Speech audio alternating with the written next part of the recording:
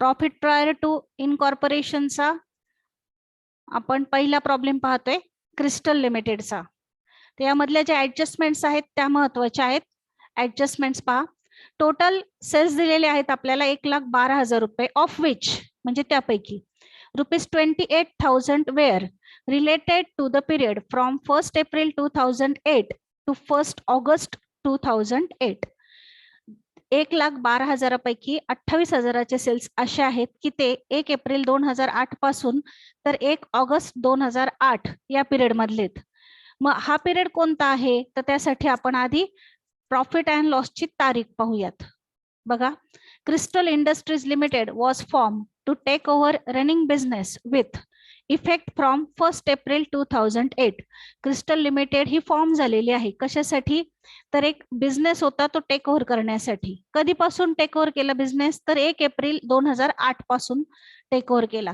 The company was incorporated on 31 July 2008. Business 1 एप्रिलला take over केला परंतु कंपनीचं रजिस्ट्रेशन किंवा इनकॉर्पोरेशन केव्हा झालेलं आहे तर 31 जुलै 2008 ला झालेलं आहे. कंपनीचं रजिस्ट्रेशन कधी झालं 31 जुलै 2008 ला. आणि कंपनीला सर्टिफिकेट ऑफ कमेन्समेंट, त्याला मराठीमध्ये व्यवसाय प्रारंभ दाखला असं म्हणतात, तर तो कधी मिळालेला आहे 1 ऑक्टोबर 2008 ला. त्यानंतर प्रॉफिट अँड लॉसची तारीख दिलेली आहे 31 मार्च 2009. म्हणजे आपलं वर्ष सुरू होतं 1 एप्रिल 8 ला आणि वर्ष संपतंय 31 मार्च 9 ला. या मधल्या काळामध्ये 31 जुलै 2008 ला कंपनीचं रजिस्ट्रेशन झालं आणि व्यवसाय प्रारंभ दाखला कधी मिळाला कंपनीला तर 1 ऑक्टोबरला मिळाला. व्यवसाय प्रारंभ दाखला कधीही मिळाला तरी ती तारीख विचारात घ्यायची नाही, तर रजिस्ट्रेशन केव्हा झालं ती तारीख विचारात घ्यायची. रजिस्ट्रेशन केव्हा झालं 31 जुलै 2008 ला झालेले. म्हणजे 1 एप्रिल पासून 31 जुलै पर्यंतचा जो पिरियड आहे त्याला प्री इनकॉर्पोरेशन पिरियड असं म्हटलं जातं. आणि 31 जुलै नंतर तर 31 मार्च पर्यंतचा जो पिरियड आहे त्याला पोस्ट इनकॉर्पोरेशन म्हटलं जातं. मग आपल्याला जे सेल्स दिलेले आहेत ते सेल्स 1,12,000 रुपये टोटल पिरियडचे, त्यापैकी 28,000 रुपये हे 1 एप्रिल पासून 1 ऑगस्ट पर्यंतचे. मुद्दाम 31 जुलै तारीख नाही दिली तर किती दिली 1 ऑगस्ट दिली, परंतु 31 जुलैच्या दुसऱ्या दिवशीच 1 ऑगस्ट असतो. म्हणजे हा जो पिरियड आहे हा पिरियड आहे प्री इनकॉर्पोरेशन पिरियड. मग 1,12,000 28,000 रुपये आपण प्री इनकॉर्पोरेशनला दाखवणार आहोत. आणि राहिलेले जे असतील म्हणजे 1,12,000तून 28,000 मायनस करून जेवढे शिल्लक राहतील तेवढे आपण पोस्ट इनकॉर्पोरेशन पिरियडला दाखवणार आहोत. त्यावरून आपल्याला पहिला रेशो कॅल्क्युलेट करायचा आहे, सेल्स रेशो. त्यानंतर रेंटवर ऍडजस्टमेंट आहे. Rent of office building was paid ₹500 per month. दर महिन्याला 500 रुपये रेंट आहे up to 1 October 2008 and thereafter it was increase by ₹100 per month. आणि त्यानंतर ते 100 रुपयांनी वाढलं. म्हणजे आधी 500 रुपये महिन्याला होतं, त्यानंतर 100ने वाढलं म्हणजे 600 रुपये महिना झालं. मग रेंटवर पण आपल्याला कॅल्क्युलेशन करावं लागेल, वर्किंग नोट तयार करावी लागेल. 500 गुणिले 1 ऑक्टोबर पर्यंत 6 महिने होतात. मग 6 महिन्यांचं रेंट आपल्याला 500 रुपयाने दाखवायचे आणि राहिलेल्या 6 महिन्यांचं रेंट आपल्याला 600 रुपयाने दाखवायचे. परंतु प्री इनकॉर्पोरेशनचे जे महिने आहेत ते 6 नाही आहेत तर किती आहेत 1 एप्रिल पासून 31 जुलै पर्यंत, म्हणजे एप्रिल, मे, जून आणि जुलै 4च महिने. मग आपल्याला प्री इनकॉर्पोरेशनला 500 गुणिले 4 असं रेंट दाखवावं लागेल आणि पोस्ट इनकॉर्पोरेशनला 500 गुणिले 2 प्लस 600 गुणिले 6 करावं लागेल. ते आपण वर्किंग नोट मध्ये पाहणार आहोत. त्यानंतर डेप्रिसिएशनवर ऍडजस्टमेंट आहे. Depreciation on fix asset include ₹150 for assets acquired in post incorporation. 150 रुपये डेप्रिसिएशन हे पोस्ट इनकॉर्पोरेशन पिरियडचे. मग आपण प्रॉफिट अँड लॉसला डेप्रिसिएशन पाहणार किती आहे बघा. डेबिट साइडला डेप्रिसिएशन तर त्यातले 150 रुपये आपण पोस्टला दाखवणार. उरलेलं जे असेल 2,400तून 150 आपण पोस्ट इनकॉर्पोरेशनला दाखवणार. उरलेलं डेप्रिसिएशन प्री इनकॉर्पोरेशनला दाखवणार आहोत. त्यानंतर लास्ट ऍडजस्टमेंट आहे. Purchase consideration was discharge by the company on 30 September 2008 by issuing equity share of 10 each at a premium of ₹1 per share ascertain the profit available for distribution of dividend. कंपनीने काय केलेलं आहे, तर जी खरेदीची किंमत होती ती 30 सप्टेंबर 2008 ला दिलेली आहे. मग बघा 30 सप्टेंबर आणि आपला बिझनेस चालू कधी झाला, 1 एप्रिलला. मग 1 एप्रिल पासून 30 सप्टेंबर पर्यंत 6 महिने होतात. मग कोणी आपलं भांडवल किंवा आपली वस्तू फुकट वापरायला देत नाही. तर मग जर 6 महिन्यानंतर कंपनीची खरेदीची किंमत दिली जात असेल तर 6 महिन्यांचं जो वेंडर आहे तो काय घेणार, व्याज घेणार. तर ते इंटरेस्ट आपल्याला कॅल्क्युलेट करावं लागेल. त्याला इंटरेस्ट ऑन परचेस कन्सिडरेशन किंवा इंटरेस्ट टू वेंडर असं म्हटलं जातं. तर ते 6 महिन्यांचं आपण व्याज कॅल्क्युलेट करणार आहोत आणि त्यानुसार त्याची देखील वर्किंग नोट करावी लागेल. मग आता आपल्याला 4 ऍडजस्टमेंट्स आहेत. तर ह्या 4 वर्किंग नोट प्लस एक टाइम रेशो कॅल्क्युलेट करायचा आहे, तर त्यासाठी एक वर्किंग नोट, अशा 5 वर्किंग नोट करायच्या आहेत. मग फर्स्ट वर्किंग नोट करून घेऊ आपण, त्यानंतर स्टेटमेंट दाखवू. मग ह्या पहिली वर्किंग नोट, आधी तारखा लिहून घेऊ आपण. डेट ऑफ ऍक्विजिशन, त्यानंतर डेट ऑफ इनकॉर्पोरेशन आणि date of financial year end. Company acquire कधी केली, 1 एप्रिल 2008 ला. त्यानंतर कंपनीची रजिस्ट्रेशन केव्हा झालं, 1 मिनिट, 31 जुलैला झालेले.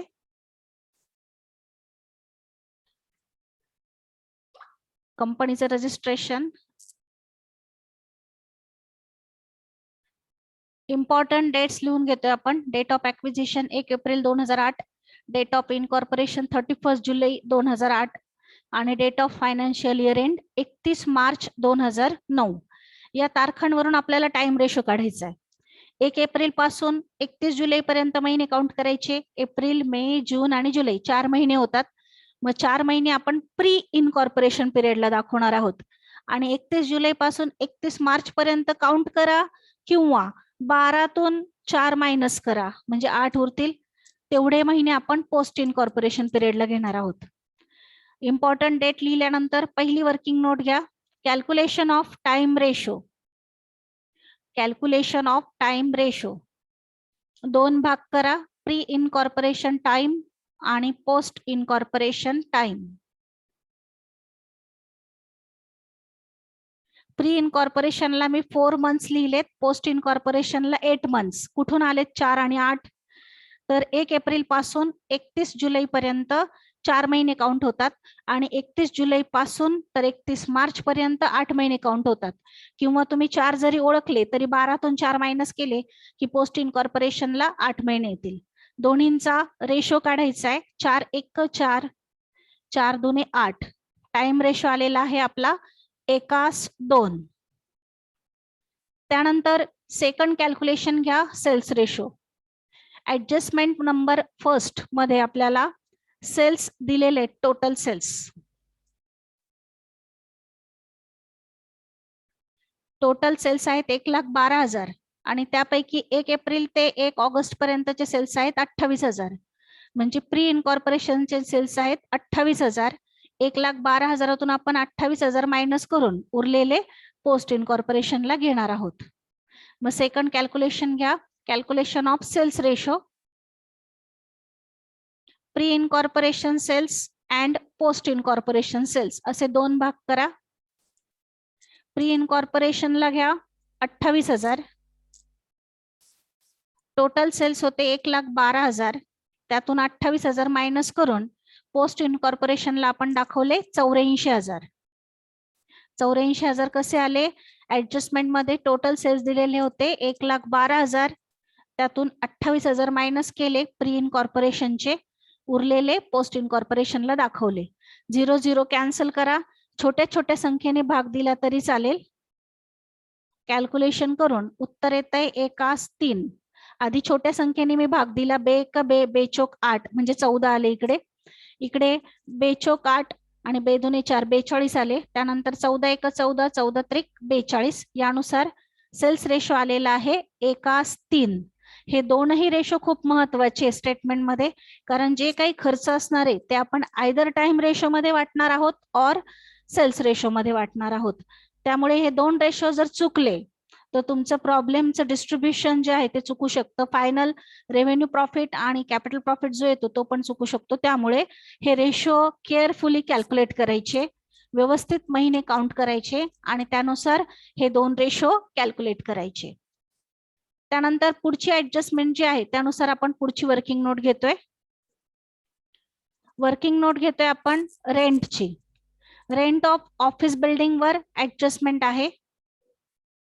ऍडजस्टमेंट बघा, rent of office building. Rent of office building was paid 500 per month up to 1 October. 1 October पर्यंत 500 रुपये पर मंथनी पेड करायचे आणि त्यानंतर 100 रुपयांनी इन्क्रीज करायचे. प्रॉब्लेम मध्ये रेंट सिंगल ऍडजस्टमेंट नाही बघा, रेंट नावाचा सिंगल आयटम नाही. इकडे बघा, रेंट ऑफ ऑफिस बिल्डिंग 6,600 रुपये दिलेले आहेत टोटल अमाऊंट. आता याचं डिस्ट्रीब्युशन करायचंय, त्यासाठी आपण वर्किंग नोट घेतोय. बघा वर्किंग नोट, अगोदर आपण प्री इनकॉर्पोरेशनचं रेंट कॅल्क्युलेट करू, त्यानंतर पोस्ट इनकॉर्पोरेशनचं. 500 रुपये पर मंथनी 1 एप्रिल पासून तर 1 ऑक्टोबर पर्यंत 500 रुपयांनी 6 महिने होतात. म्हणजे किती रेंट झालं टोटल? 3,000 रुपये झालं. मग हे जे 3,000 रुपये रेंट आहे हे आपल्याला प्री आणि पोस्ट मध्ये डिस्ट्रीब्यूट करायचं आहे. 500 गुणिले 4 आणि 500 गुणिले 2. 4 आणि 2 कुठून आले? तर प्री इनकॉर्पोरेशनचे 4 महिने आहेत.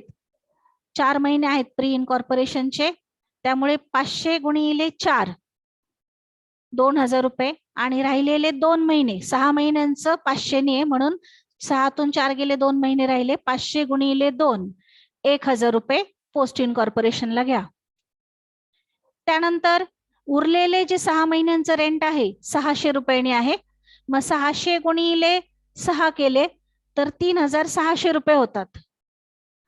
मग 3,600 रुपये आपल्याला पूर्णपणे पोस्ट इनकॉर्पोरेशनला दाखवायचे. का बरं पोस्ट इनकॉर्पोरेशनला दाखवायचे? तर एकूण रेंट पैकी 6 महिन्यांचं रेंट हे 500 रुपयांनी होतं, त्यातले 4च महिने प्री इनकॉर्पोरेशनचे होते, म्हणून प्री इनकॉर्पोरेशनला रेंट आलं 2,000 रुपये. इथे टोटलला पण आपण 2,000 रुपये घेतलेले. पोस्ट इनकॉर्पोरेशनचं काय झालंय तर 500 गुणिले 2 1,000 रुपये रेंट पोस्ट इनकॉर्पोरेशनला आहे आणि राहिलेलं 6 महिन्यांचं रेंट जे 600 रुपयांनी आहे ते 600 गुणिले 6 म्हणजे 3,600 रुपये पोस्ट इनकॉर्पोरेशनला आलं. मग असं पोस्ट इनकॉर्पोरेशनच्या कॉलमला 1,000 प्लस 3,600 टोटल रेंट येईल 4,600 रुपये आणि प्री इनकॉर्पोरेशनला रेंट येईल 2,000 रुपये. एकूण रेंट होतं 6,600 रुपये. ते आपण प्री इनकॉर्पोरेशन आणि पोस्ट इनकॉर्पोरेशन मध्ये वाटलं ऍडजस्टमेंट नुसार. त्यानंतर पुढची ऍडजस्टमेंट आहे डेप्रिसिएशनची. डेप्रिसिएशनचं कॅल्क्युलेशन करा. डेप्रिसिएशन 150 रुपये पोस्ट इनकॉर्पोरेशनला सांगितलेले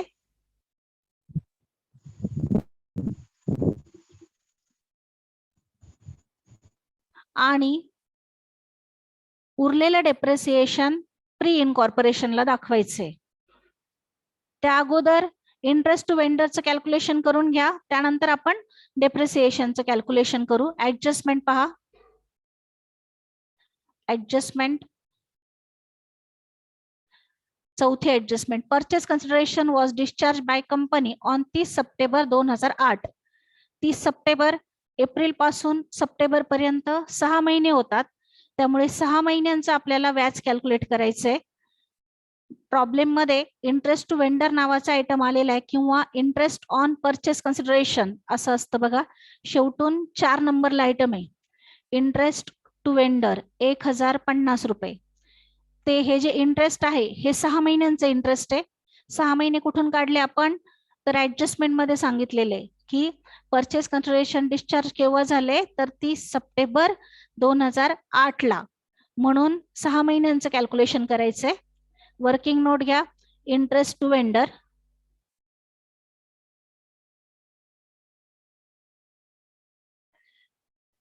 चार नंबरची working note. Interest to vendor वरती जी ऍडजस्टमेंट आहे ती लिहितोय आपण. इंटरेस्ट टू वेंडर रुपीज 1,050 हे प्रॉब्लेम मध्ये दिलेले आहेत.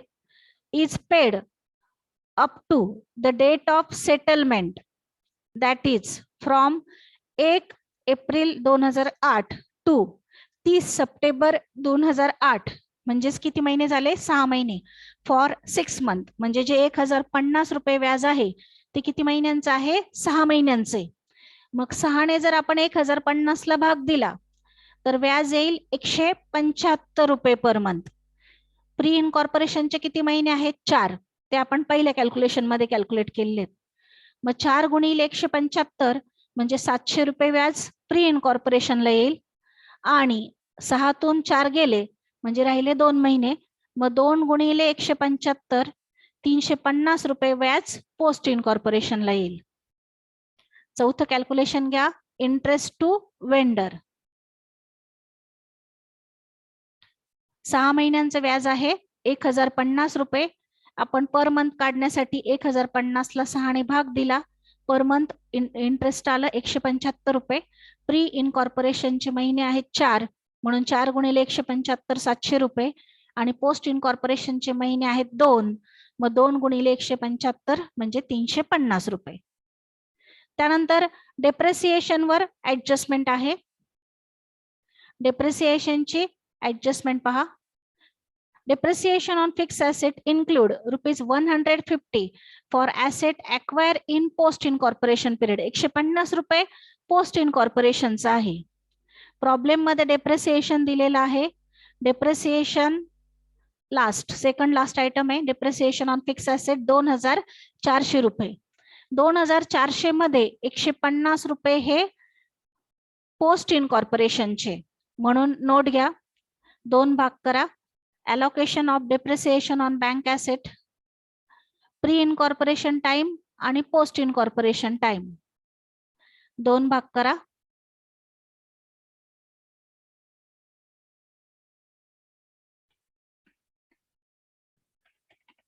फिक्स ऍसेट वरचं डेप्रिसिएशन आहे.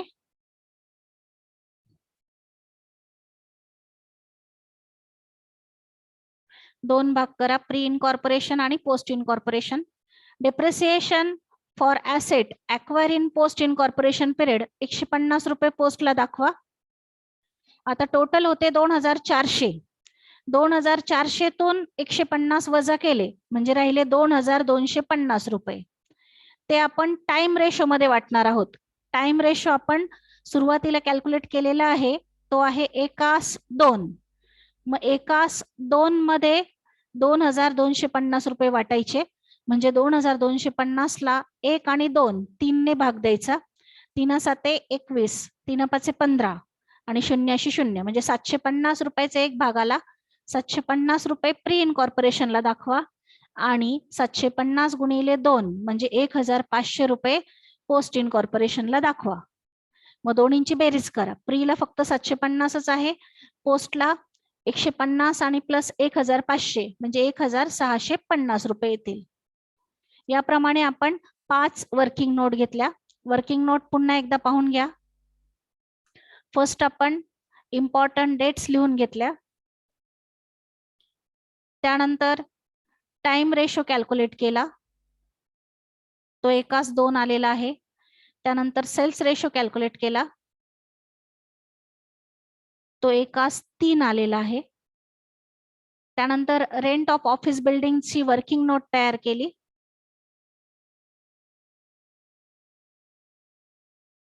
त्यानंतर इंटरेस्ट टू वेंडरची वर्किंग नोट तयार केली. आणि लास्टला डेप्रिसिएशन ऑन फिक्स ऍसेट ची वर्किंग नोट तयार केली.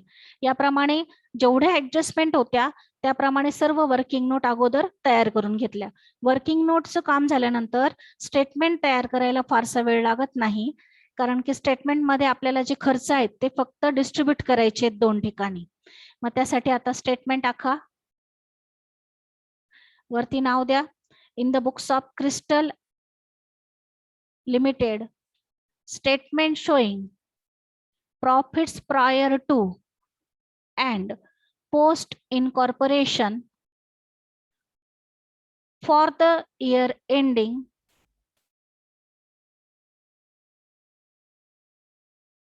31 मार्च 2009.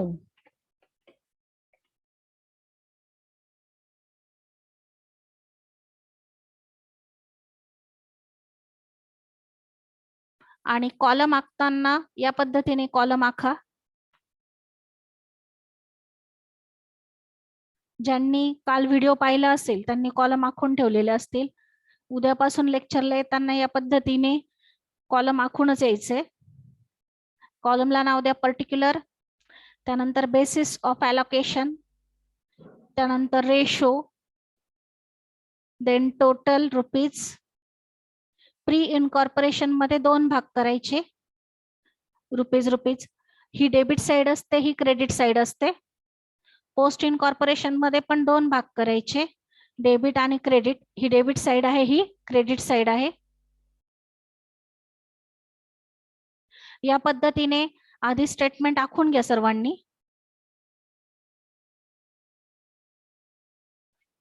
आणि जे मागे असतील त्यांनी नंतर व्हिडिओ पहा. मी हा व्हिडिओ पुन्हा तुम्हाला अपलोड करते गुगल क्लासरूमला. बघा, पोस्टिंगला सुरुवात आपण क्रेडिट साइड पासून करणार आहोत. त्यासाठी प्रॉब्लेम पहा. प्रॉब्लेमची जी क्रेडिट साइड आहे तिथे ग्रॉस प्रॉफिट आहे 80,000 आणि शेअर ट्रान्सफर फीज आहे 1,000. ग्रॉस प्रॉफिट हा नेहमी सेल्स रेशो मध्ये वाटायचा आहे, म्हणून आधी आपण सेल्स रेशो मध्ये ग्रॉस प्रॉफिट वाटू. सेल्स रेशो आपण वर्किंग नोट मध्ये कॅल्क्युलेट केलेला आहे, तो आहे 1:3.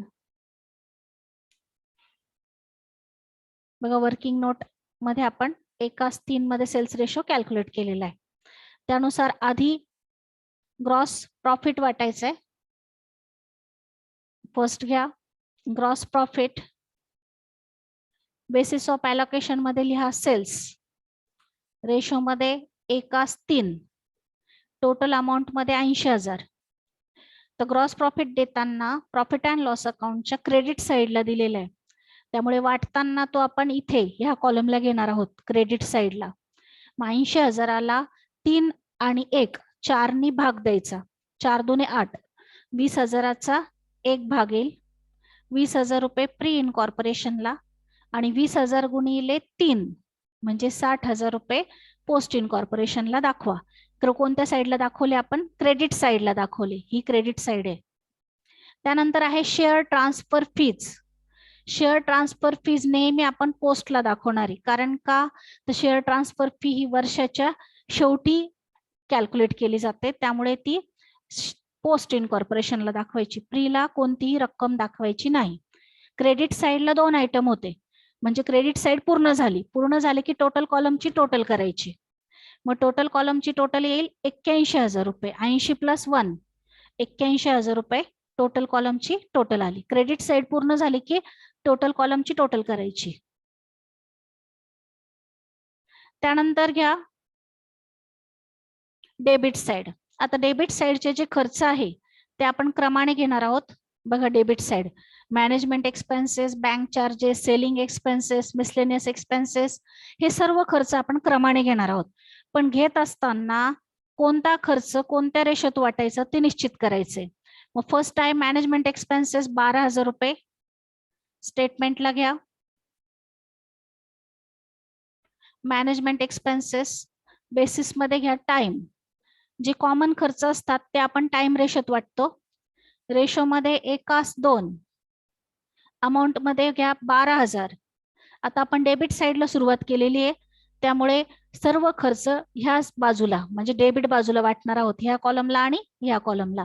मग 12,000ला 3 ने भाग द्या, 3 चौक 12, 4,000चा 1 भाग. प्री इनकॉर्पोरेशनला 4,000, पोस्ट इनकॉर्पोरेशनला 4,000 गुणिले 2 म्हणजे 8,000. त्यानंतर पुढचा खर्च आहे बँक चार्जेस. टाइम रेशोतच वाटणार आहोत आपण 1:2. कॉमन खर्च सगळे टाइम रेशोत वाटायचे. 1,200 रुपये आहे प्रॉब्लेम मध्ये. 1,200ला परत 3 ने भाग दिला, 3 चौक 12, 400 रुपयाचा 1 भाग, 400 आणि 800. त्यानंतर आहे selling expenses. Selling expenses sales रेशोत वाटणारे. सेलिंग म्हटलं की आपल्याला लक्षात येतं की सेल्सशी रिलेटेड आहे, म्हणून सेल्स रेशो मध्ये 1:3, टोटल मध्ये 4,000 रुपये.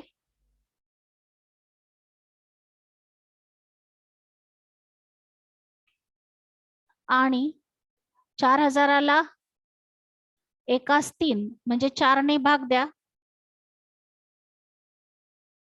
1000 आणि 3000. डेबिट साईडलाच वाटायचं आहे. आता डेबिट साईड सुरू आहे त्यामुळे सर्व अमाऊंट ज्या आहेत त्या डेबिट साईडलाच येतील. पुढचा खर्च आहे मिसलेनियस एक्सपेन्सेस, किरकोळ खर्च. टाइम रेशो मध्ये वाटायचा, एकास 2. टोटल अमाऊंट आहे 9000. 9000ला 3 ने भाग दिला, 3 त्रिक 9. 3000चा एक भाग, 3000 आणि 6000.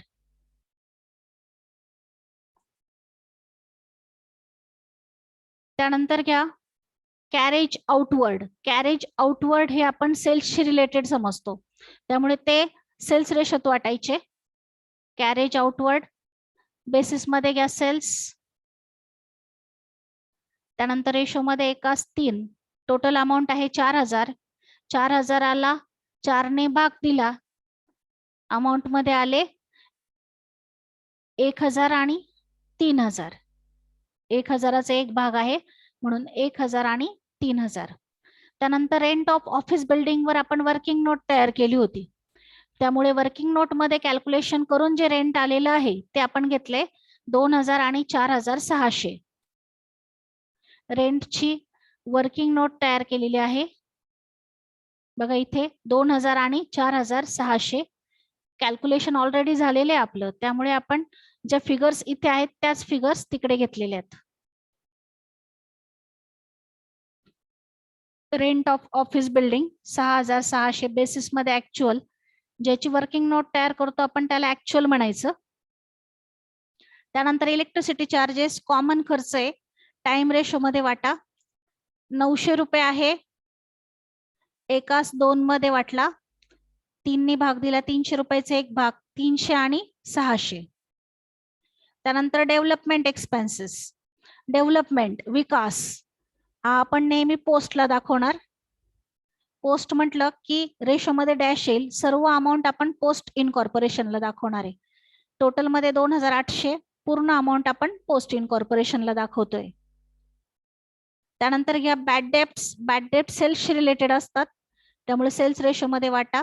800 रुपये आहे, 4 ने भाग दिला, 200 रुपयाचा एक भाग, 200 आणि 600. त्यानंतर पॅकिंग चार्जेस. पॅकिंग पण आपण विक्रीसाठीच करत असतो त्यामुळे सेल्स रेशो मध्ये वाटा. 4000 रुपये आहे, एकास 3, 4 ने भाग दिला, 1000चा एक भाग, 1000 आणि 3000. त्यानंतर शेअर ट्रान्सफर फीज पूर्णपणे पोस्टला दाखवायची. शेअर ट्रान्सफर फी 2 ठिकाणी आलेली, एक क्रेडिटला एक डेबिटला. क्रेडिटची आपण क्रेडिटला वाटली आहे, डेबिटची डेबिट साईडला दाखवायची आहे. टोटल मध्ये पोस्ट मध्ये रेशो मध्ये डॅश करा, बेसिस मध्ये पोस्ट लिहा. टोटल मध्ये 2500 आणि पोस्टच्या कॉलमला 2500. त्यानंतर under writing commission. Under writing commission. Under writing commission घ्या.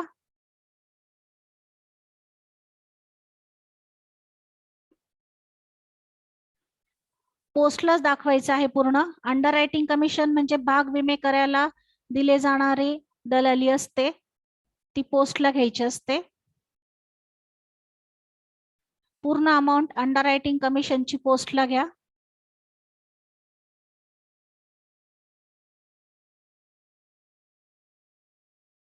$3750.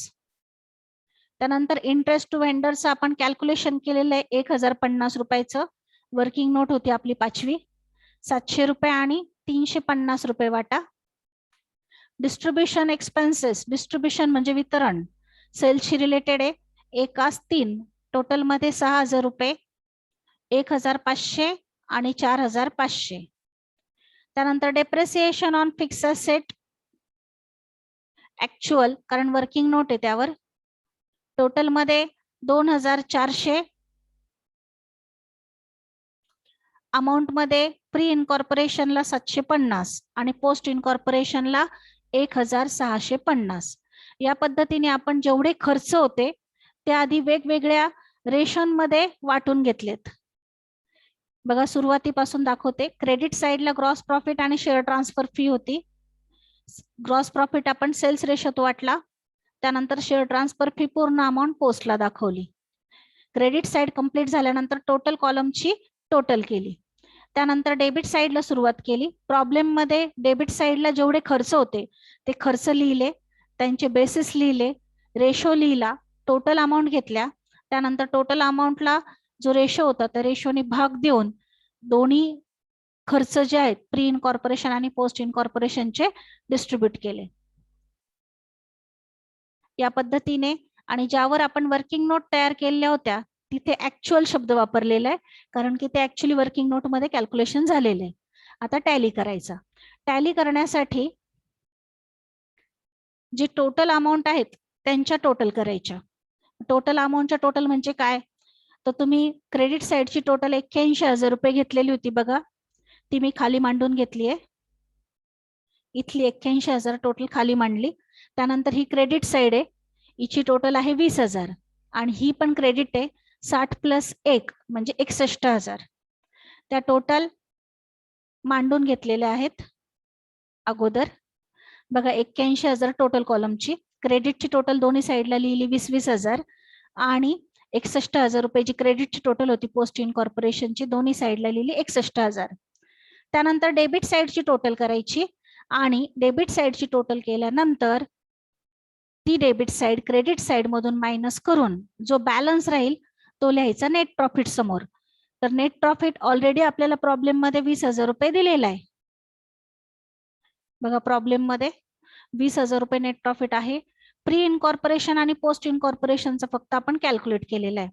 क्रेडिट साइड मधून डेबिट साइड मायनस करून 4,150 रुपये प्री इनकॉर्पोरेशनचा बॅलन्स आला आणि पोस्ट इनकॉर्पोरेशनचा बॅलन्स आला 15,850 रुपये. इथे खाली म्हटलंय मी नेचर ऑफ प्रॉफिट. जो प्री इनकॉर्पोरेशनचा प्रॉफिट असतो त्याला कॅपिटल प्रॉफिट म्हटलं जातं आणि पोस्ट इनकॉर्पोरेशनचा जो प्रॉफिट असतो त्याला रेव्हेन्यू प्रॉफिट म्हटलं जातं. म्हणून नेचर ऑफ प्रॉफिट इथे इन ब्रॅकेट लिहा, कॅपिटल प्रॉफिट आणि रेव्हेन्यू प्रॉफिट, किंवा नुसता कॅपिटल आणि रेव्हेन्यू शब्द लिहिला तरी चालेल. या पद्धतीने प्रॉब्लेम कंप्लीट झालेला आहे वर्किंग नोट पासून आणि स्टेटमेंट पर्यंत. पुन्हा एकदा बघा.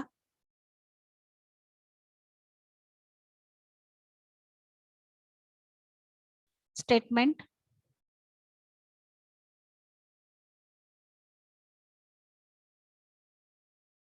क्रेडिट साइड आधी आपण कंप्लीट केली, त्यानंतर डेबिट साइड.